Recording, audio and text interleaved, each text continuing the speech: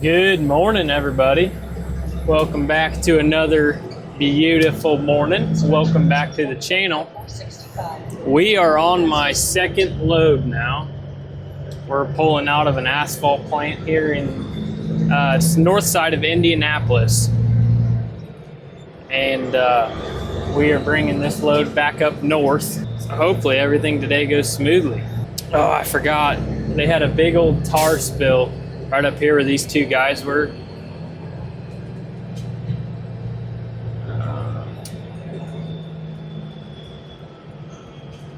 Looks like they threw down a bunch of gravel. If you can get a left out of here, it's quicker, but you pretty much never can. You can early in the morning on my first load this morning. So I loaded here at 3:30. And I was able to turn left out of there.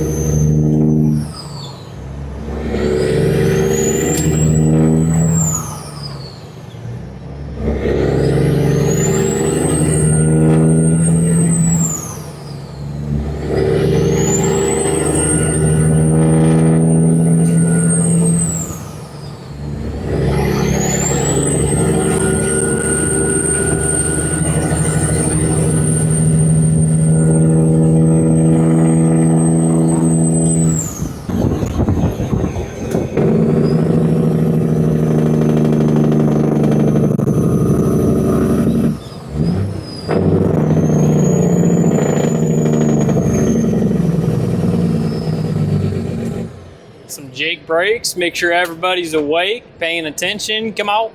Oh, look at that. Battle of the Mossy or Mosier or whatever. Battle of the boys, who wins?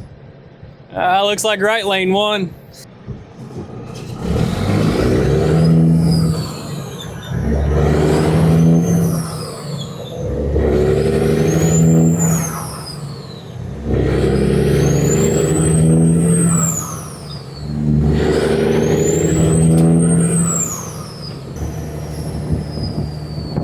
We'll see how 465 is. There's a ton of traffic coming in this morning. Yesterday there was a pretty good wreck too. Man, that guy has a big exhaust leak. Holy moly. I'm guessing I have a U. Yeah.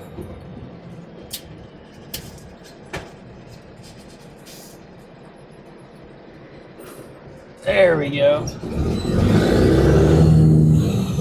Oh yeah, look at traffic, baby.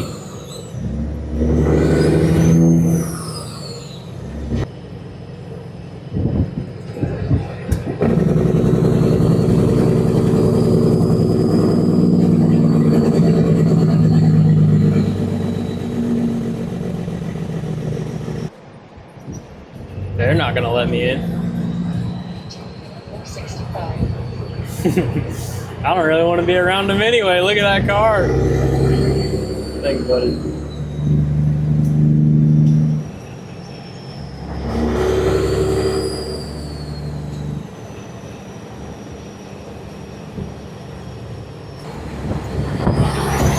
Holy moly. A 720, baby. You guys see that? The McLaren 720.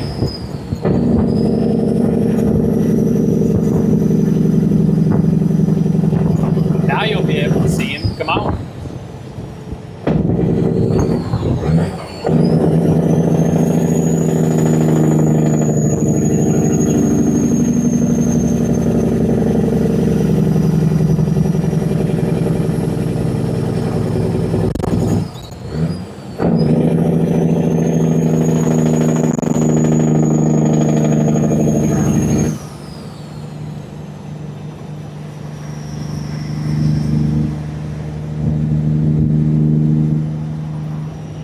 Man, that thing has such beautiful body lines.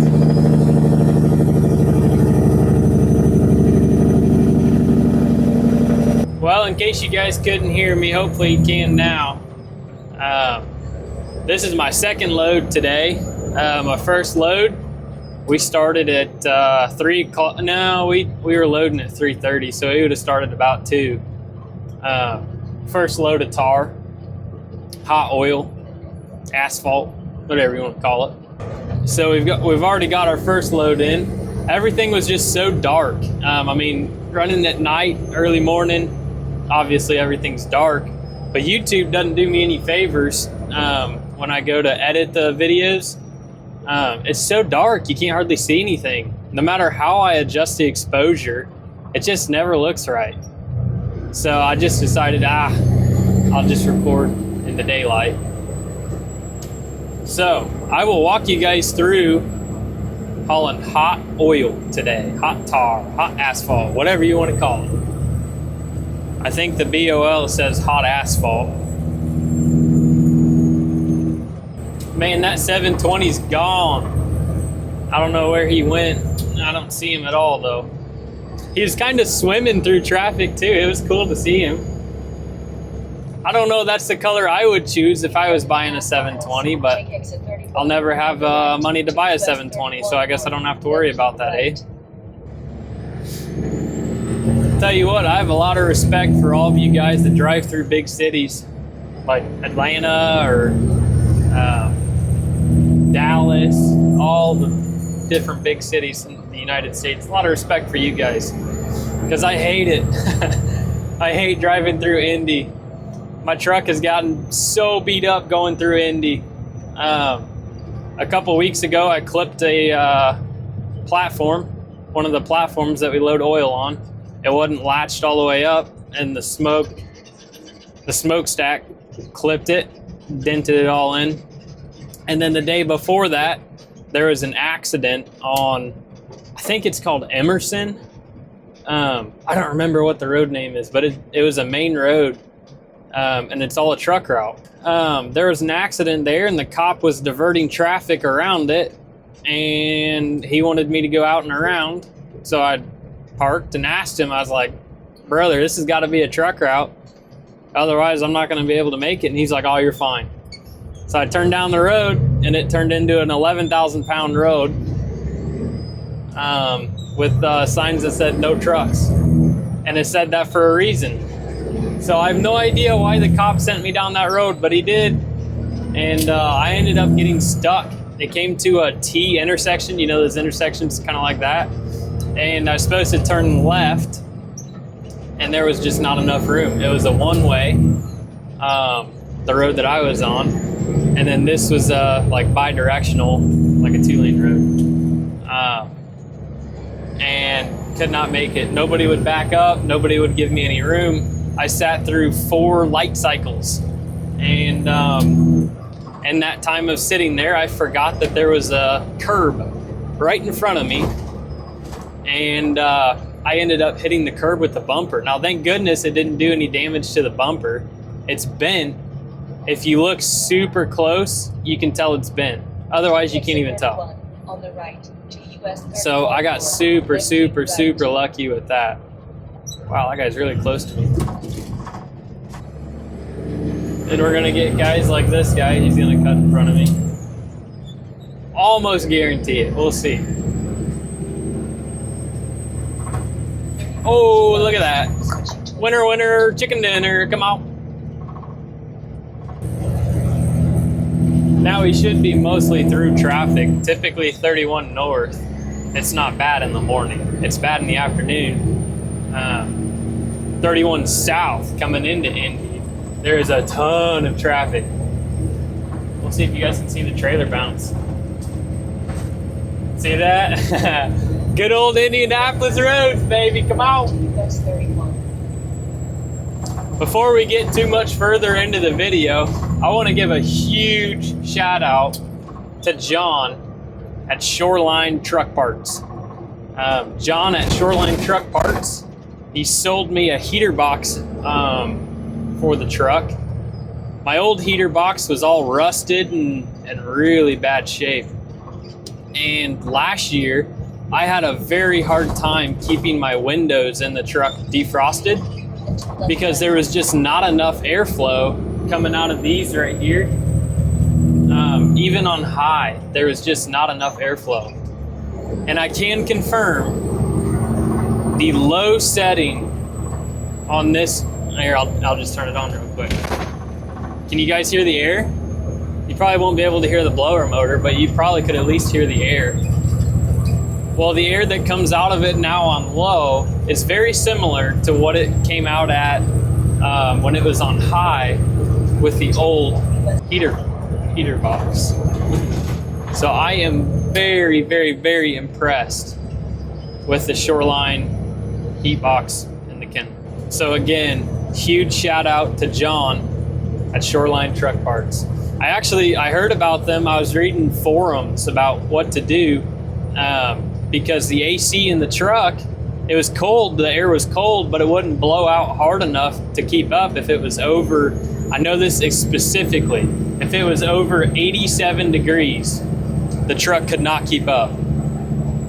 So there was a couple weeks where it was quite a ways over that. It was in the 90s, and I think sometimes the heat was in the low 110s. And during that time, I had the AC under the dash cranked all the way up on high. And sure enough, the blower motor let go. And I was like, well, if I'm gonna spend the money, I may as well upgrade to exactly what I want. So I was doing research on it, and everybody said, do not cheap out on this. This is a big deal. Do not cheap out. Do not cheap out. So that's exactly what I did. I went and got the Shoreline heater box. And yeah, like I said, I mean, it's night and day difference. It is so good. So anyway, I'm not rambling. I don't want to keep going on about it, but I did want to give a huge shout out to John at Shoreline because I am so happy with my heat box, and I'm so glad he sold it to me. So thank you, John. If you hear the rattle coming from the back, all that is I've got a toolbox sitting right behind the driver's seat. I forgot to pick and put that up, but I had it out the other day when I was pulling this apart, and when I was installing my spare time fab watermelon lights. So I've got teardrop ones coming in for the teardrops. So I'm not sure when those come in, but yeah, super happy with, I mean, I don't know if you can see it, but it's daylight and you can see the green. And yep, that's them there. Super nice product. I was very, very happy with it, except the wiring on it, I had to unpin and repin because whenever I plugged it in, it was on 24/7 and not with the switch. So I repinned it, and now it works with the factory switch. But other than that, I mean, that's a small little thing. Other than that, the fit, finish, everything's super nice with it. We've just been slowly but surely fixing things up here and there with the truck. It's been a very good truck to me so far, and just trying to take care of it. So we are heading up to an asphalt plant. We have a product called 58H. The H stands for heavy. So this will be mixed in with their asphalt plant to produce an asphalt that goes down that is for like a highway type road. And that's what the heavy is for. There's S. I don't remember what the S stands for. And then there's EH. No, just 58E, which is extra heavy. And I don't really know what they use that for. I've never hauled that. I have hauled the S before. But it's always, for me, it's always been S or H. So, and the plant that I've been going to, all they've been taken from me has been H. So I ran a couple of loads to them a few weeks ago, and I ran yesterday, did this same route yesterday, and I'm doing it again today. Hopefully we'll be able to do it for the rest of the week. It's a good little route, and it takes me right back to home. So where I'm delivering to it's probably about 20 minutes away from my house. So I can't get much better than that. Okay, we are just now pulling up to the asphalt plant. The water truck just came through and sprayed everything. I don't know if I'd rather be a dusty truck or have some limestone spray up. I'm not sure. Both are bad. So, where these tanks are, right up here, and that black hose. That black hose is what we're gonna be hooking up. And that's our pump right there. And that'll just pull right out of the trailer. And okay, we just got our hose hooked up, pulled our cap off. Now we gotta open our lid so it'll vent and get our flush fuel, just red dye diesel. So we will let that start filling up, vent that, and we'll open our dome.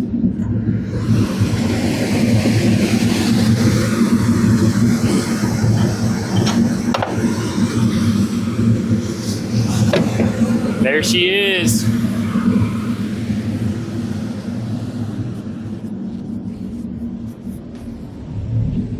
So we use our flush fuel, and at the end we'll suck it through and it cleans everything out. The diesel cleans all that tar, turns it into like a real runny substance, and it just cleans everything out. That'll do. Okie doke.